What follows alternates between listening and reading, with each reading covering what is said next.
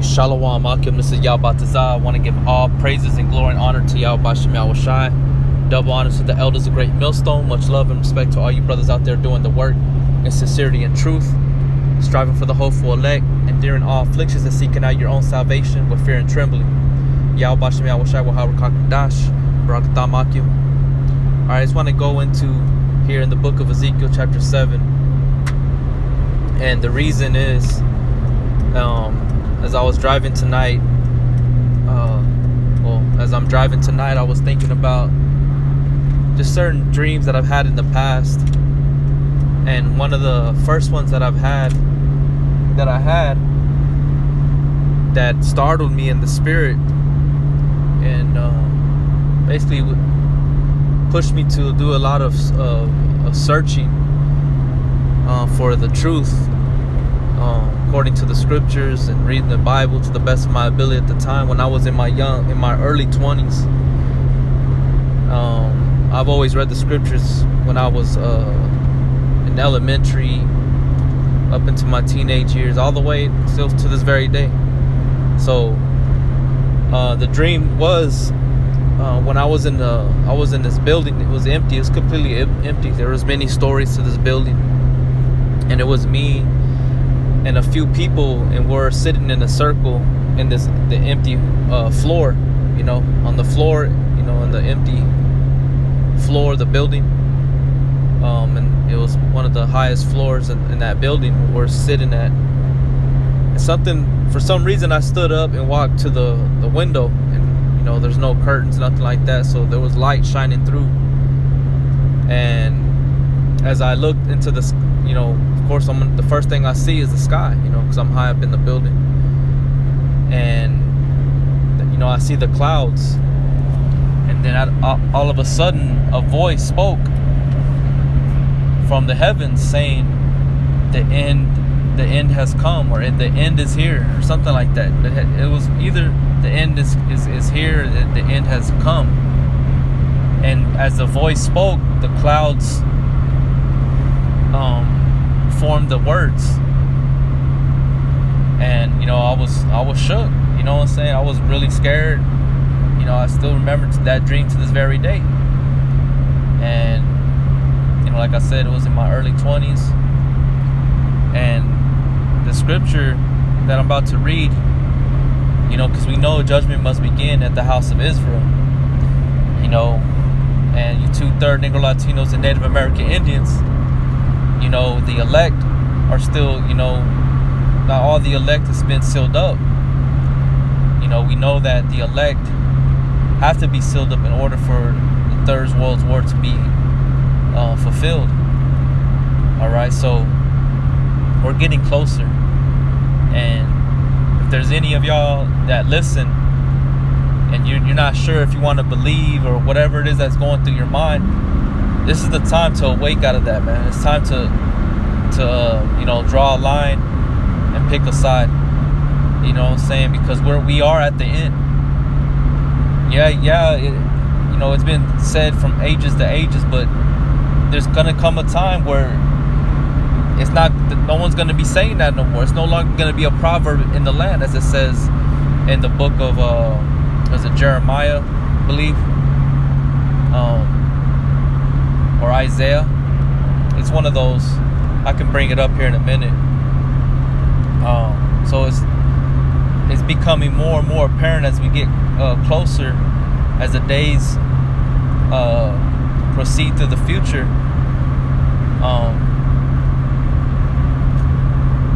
We're in the end. The end of what? The end of this rulership, this kingdom. That's what the end is. A downfall of a nation and the rise of a new one. And the new one is going to be Israel. The Israelites, with the Negro Latinos and Native American Indians, the confusion of face, whether you look like a white person, Japanese, Chinese, an Arab, a Hawaiian, East Indian, whatever, what I'm saying? If you're an Israelite, that's who's gonna rule next. Starting with the elect, with the 144,000. Okay, so this is Ezekiel 7 and 2. Also, thou son of man, thus saith Yahweh thy power unto the land of Israel. And the end is come upon the four corners of the land. Okay, so no matter where you Israelites try to go and run and take refuge and try to seek a better life, there's going to be destruction there. All right, there's false doctrines, all that stuff. Esau's in every crevice of the land, the earth, and he's going to push the RFID chip. He's going to seek out those that are against him, and he's going to kill you. Okay, the only way you can seek protection is through the spirit and power of Yahweh Shem Yahushua, which is through the scriptures, and learn under your teachers, starting with the elders of Great Millstone on down. Okay, that's the only way, because Yahweh Shem Yahushua, he's going to search out Jerusalem with candles, as it says in Zephaniah. All right, so it says, now is the end come upon thee, and I will send my anger upon thee, and will judge thee according to thy ways, and will recompense unto thee all thy abominations. So all the works that we've done in our bodies, as it says in 2 Corinthians chapter 5, you shall be judged thereby, man. What you have done in your body, okay, while you are alive and walking on the earth. That's what Yahweh Shem Yahushua is saying. You're going to be judged according to thy ways, man. Because actions are weighed in the balance. That's why Yahweh Shem Yahushua makes a proper judgment. Okay? It's by actions. Yes, words and thoughts and stuff like that, but it's the way you live, the way you dealt in this life. What did you do for him? What did you do for his men that were on the highways and the byways? That's what he's going to be looking at. Okay, now how many times you've opened the door for somebody, you've helped the needy and all this stuff, because you have to do the will of Yahweh Shem Yahushua in order to be hand selected, man. You have to believe and confess the name of Yahweh Shem Yahushua. Okay, and as you can see, it says, now is the end come upon thee. That's basically what the voice said in the dream, man. And the clouds obeyed his voice, and it spelled out, the end is come, the end is here. Okay, and that was early 2000 when I had that dream. And it, being in the truth, I knew that the scriptures talked about the end, Revelations, Matthew chapter 24, but this one is pretty close to what the words that the Lord spoke in that dream, man. All right, it says in verse 4, and mine eye shall not spare thee, neither will I have pity. See, because Yahweh Shem Yahushua, he's coming back to judge, and he's going to judge you according to thy ways. And if your ways weigh out unbalanced, you're going to be destroyed, man. But if your ways are judged balanced, because within all your righteousness, you're still as filthy rags, you will be rewarded righteousness. Okay, it says, but I will recompense thy ways upon thee, and thy abominations shall be in the midst of thee, and ye shall know that I am Yahweh. Every knee shall bow before the name of Yahweh Shem Yahushua, man. And that's a promise.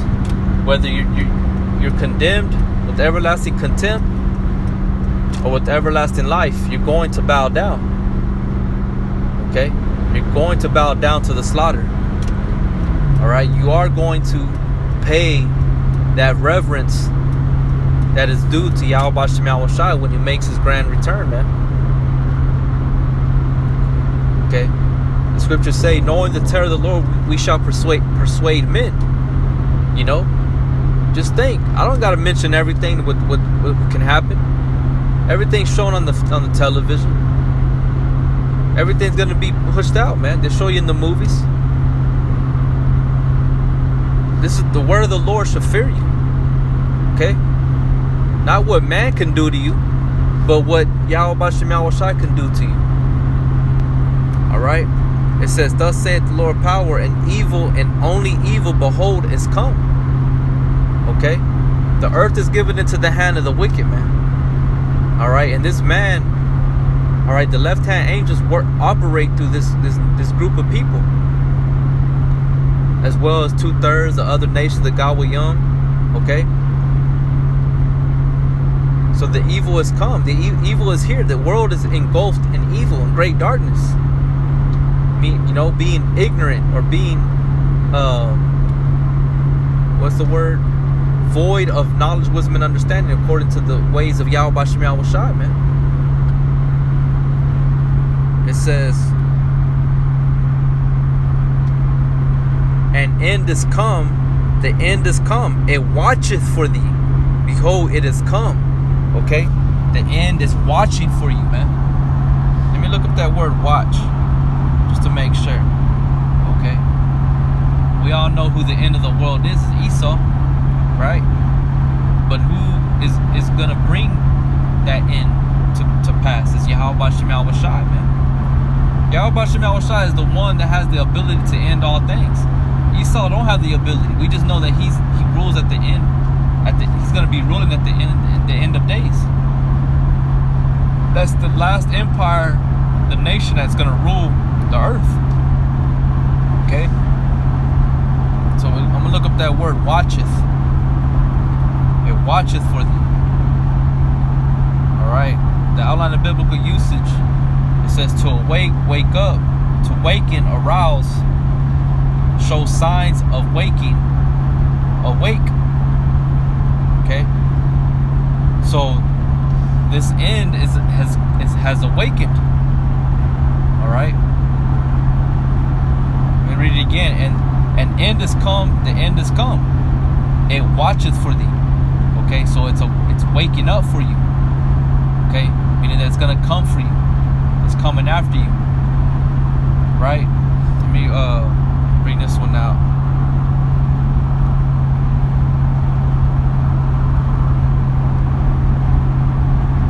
This is Revelation 6 and 8. And I looked, and behold, a pale horse, and his name that sat on him was Death, and hell followed with him. And power was given unto them over the 4 part of the earth to kill with sword, and with hunger, and with death, and with the beast of the earth. Okay? So this man that rules at the end of days, these Edomites are going to kill you, man. They're waking up to their true nature, to their true potential. But that's through Yahweh B'Shem Yahushai, because Yahweh B'Shem Yahushai is coming back. Okay? So he's using Esau as that whipping stick. Okay? As the scriptures say that men is the Lord's sword, because the Lord uses the other nations and men to, do his bidding with other men. Let me go into this chapter real quick. Verse 8, Khan.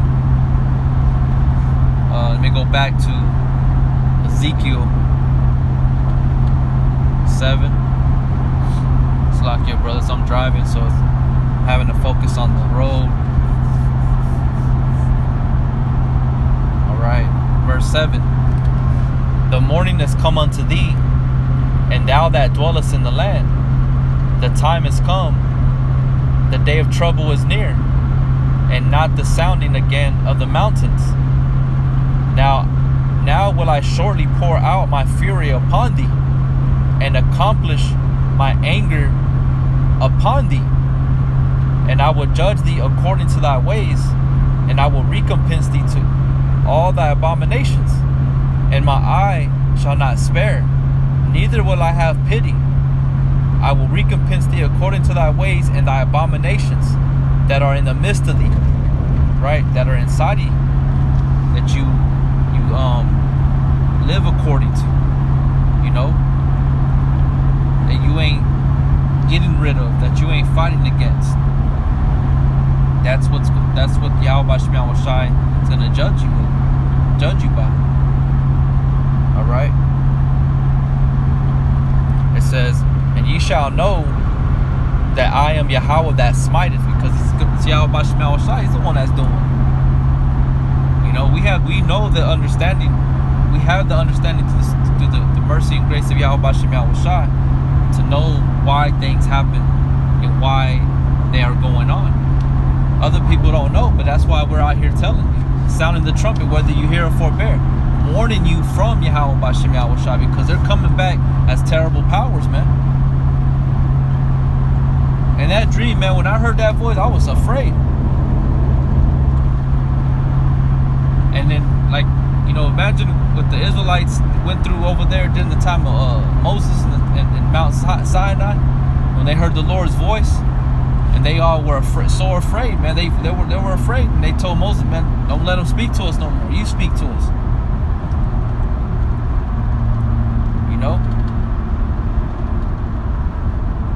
So I was like, I knew exactly what they. I can't explain it, man. You know, you just felt it. You just knew. You know, because Yahweh Shem Shai, they're holy, man.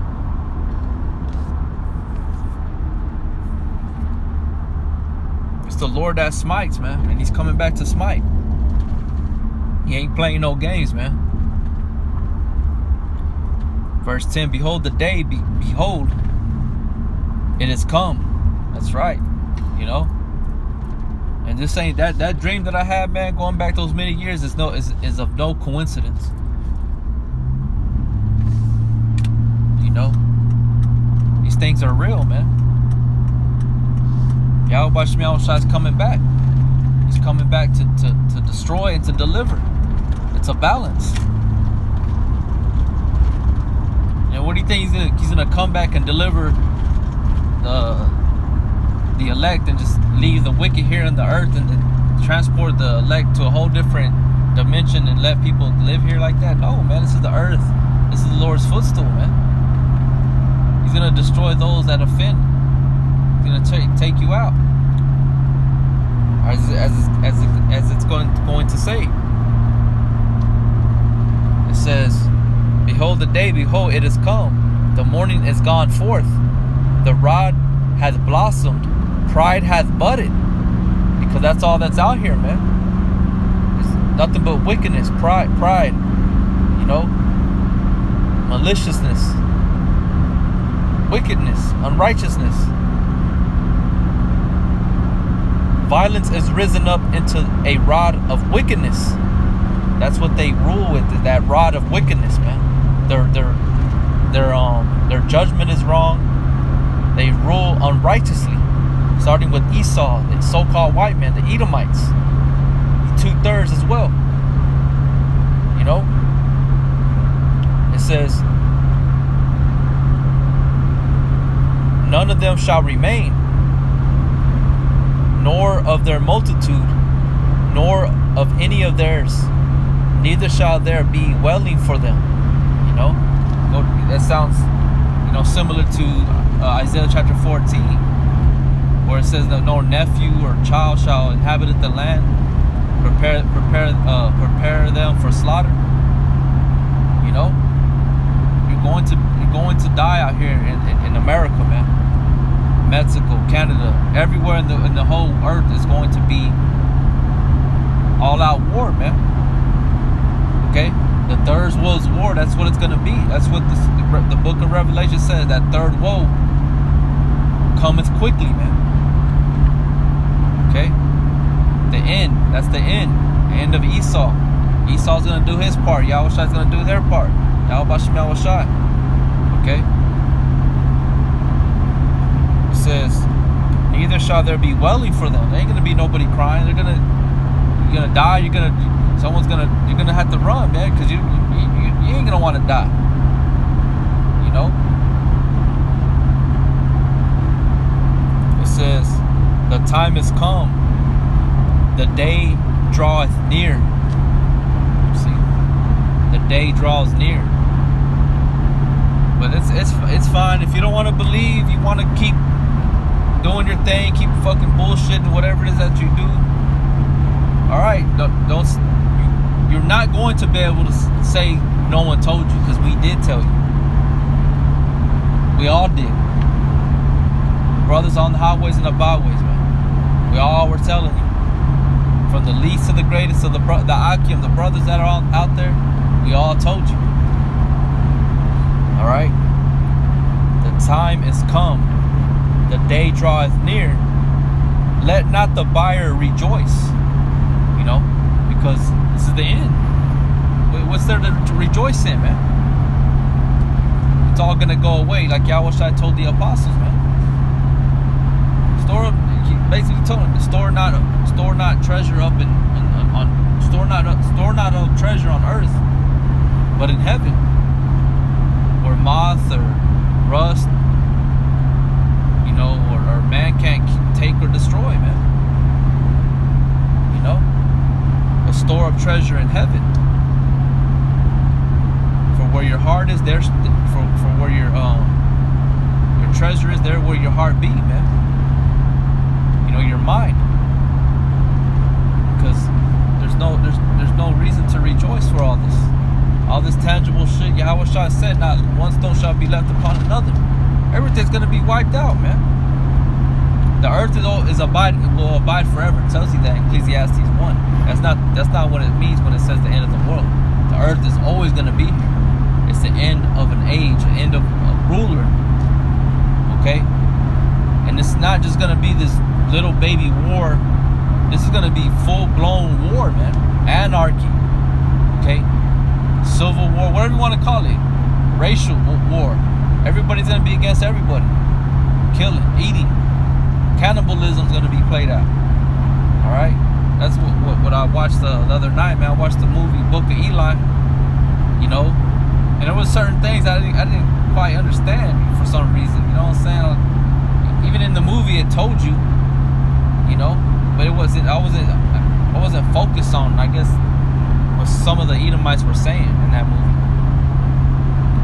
I always remember this one part where the old man, when Denzel Washington goes into that town and he's getting his music thing charged, and the man had the shotgun pointed to him. He says, "Are you one of them?" And he's like, "No." He's like, "Let me see your hands."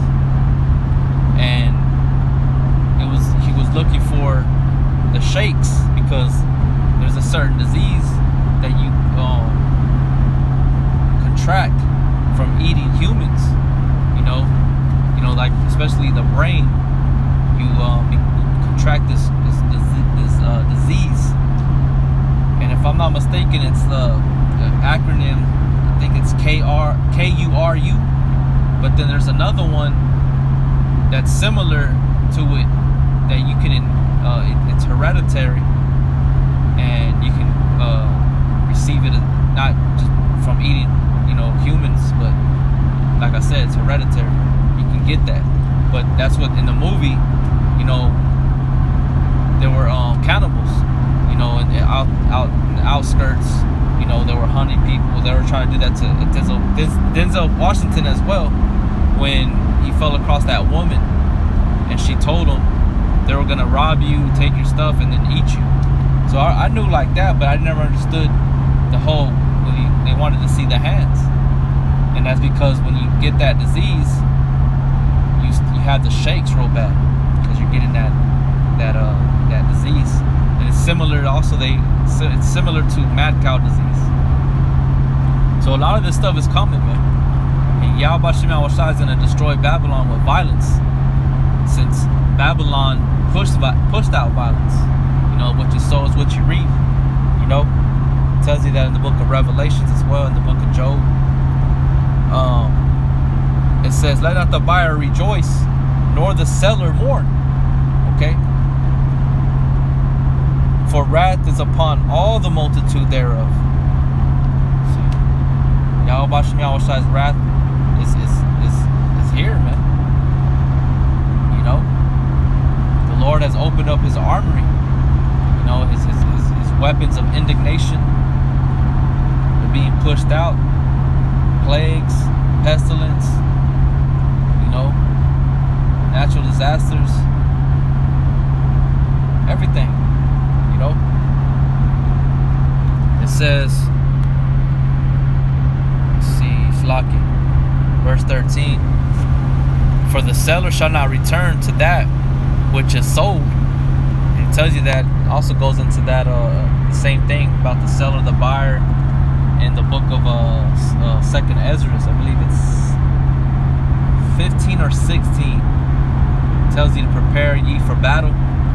All right, and telling you not to be worried about, basically roughly paraphrasing, selling and buying and the merchandise, or the merchandise, all the stuff. It's in 2nd Ezra 15 or chapter 16. It says, for the seller shall not return to that which is sold, although they were yet alive. For the vision is touching the whole multitude thereof, which shall not return. Neither shall any strengthen himself in the iniquity of his life. Because that destruction that Yahweh Shema is bringing is going to be the demise of a lot of people. This is it. This is it. This is that one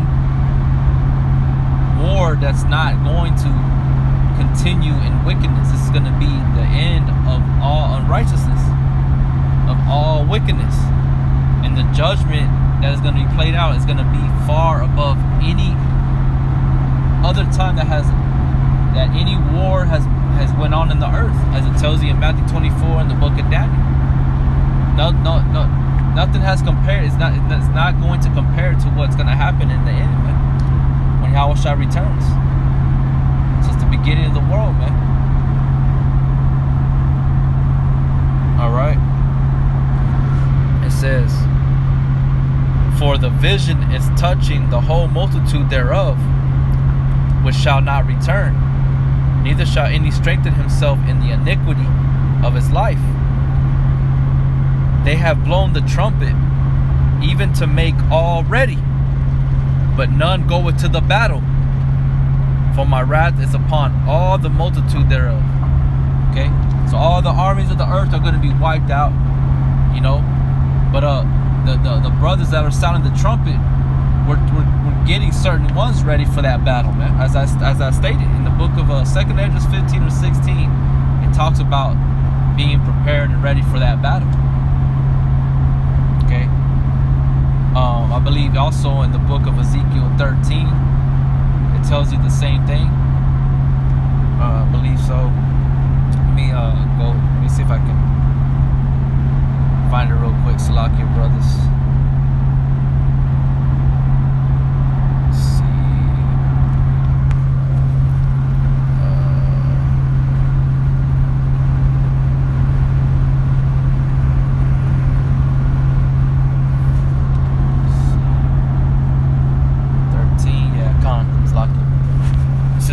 Ezekiel 13 and 5. Ye have not gone up into the gaps, neither made up the hedge for the house of Israel to stand in the battle in the day of the Lord. You see? But the elect are, man. This is talking about the false prophets. You false teachers out there that are prophesying, preaching peace and all this stuff. That's not what's is being told in the scriptures to teach. You're preparing for battle is what you're supposed to be teaching, warning them, sounding the trumpet. Destruction is coming, a sword is coming, death is coming. That's what you're supposed to be doing. Okay, but as I said, going back to Ezekiel 7, all right, it says, verse 14, they have blown the trumpet even to make all ready, and that's what we're doing. We're telling everybody. But he that hear, let him hear, and that he that forbears, let him forbear. If you're ignorant, let him be ignorant still. It only pertains to the elect, the believers. But none goeth to the battle. For my wrath is upon all the multitude thereof. The sword is without, and the pestilence and the famine within. He that is in the field shall die with the sword, and he that is in the city, famine and pestilence shall devour him. It's like in Amos, where it talks about where you put your hand, on the house, on the wall, and the serpent bites you. But prior, you escape the lion and the bear. Eventually, you're gonna die. All right. It says, "But they that escape of them shall escape, and shall be on the mountains like doves of the valleys. All of them mourning, everyone for his iniquity. All hands shall be feeble, and all knees shall be weak as water. They shall also gird themselves with sackcloth, and horror shall cover them, and shame shall be upon all faces, and baldness upon their heads," man. See? The time that's coming, man, that us brothers are out in the highways and byways telling you to repent and get right, because the day of the Lord approaches quickly. It's not going to be nothing pretty, man. Nothing nice. It's gonna be horrific, scary. You got people out there that seek horror flicks, and they're like, man, I just need that one scary movie. And I tell some of them, I was like, that day's coming. They're about to put out a real scary movie pretty soon. Yahweh Shem Yahushai, the director, all right, the theatrical power is going to put out a good ass movie, a scary ass movie. For all you thrill seekers and you horror flick people, you know what I'm saying? Nothing scares y'all no more, this, that, and the third. But guess what? There's coming a day that is full of horror. Okay? And that's our job as prophets, men of the Lord, to warn you. Because that evil has come. That day has come. It's here. And it's just a matter of time when it's going to be pushed out. The floodgates are going to open up. All right?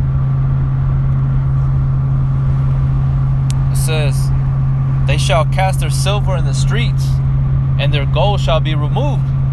Just like in the book of Eli, they didn't have none of that shit.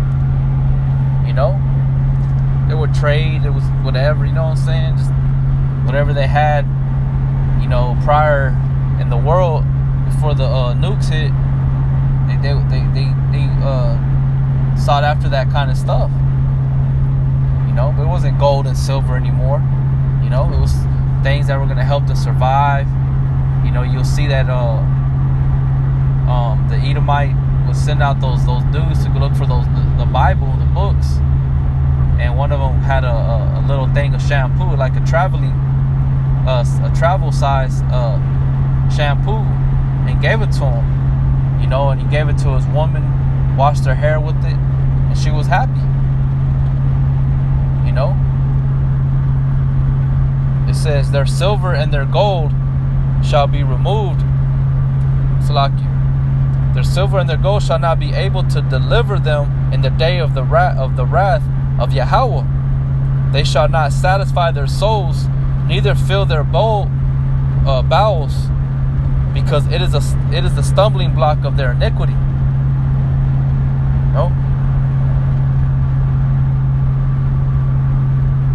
It says, "As for the beauty of his ornament, he set it in majesty, but they made the images of their abominations and their detestable things therein.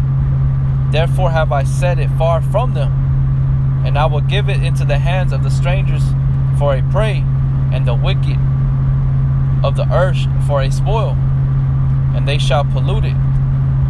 My face will I turn away from them, and they shall pollute my secret place, for the robber shall enter into it and defile it. Make a chain, for the land is full of bloody crimes, and the city is full of violence. Wherefore I will bring the worst of the heathen, and they shall possess their houses. I will also make the pomp of the strong to cease, and their holy places to be defiled. Destruction cometh, and they shall seek peace, and there shall be none. Mischief shall come upon mischief, and rumor shall be upon rumor. Then shall they seek a vision of the prophet, but the law shall perish from the priest, and the counsel from the ancients. And that's what's coming, man. Because right now the Lord has shown grace and mercy, to the earth, the inhabitants of the earth, by being able to speak this truth. But it's going to come a day where it's going to shut. All right, the famine of the word is coming, man. Okay, so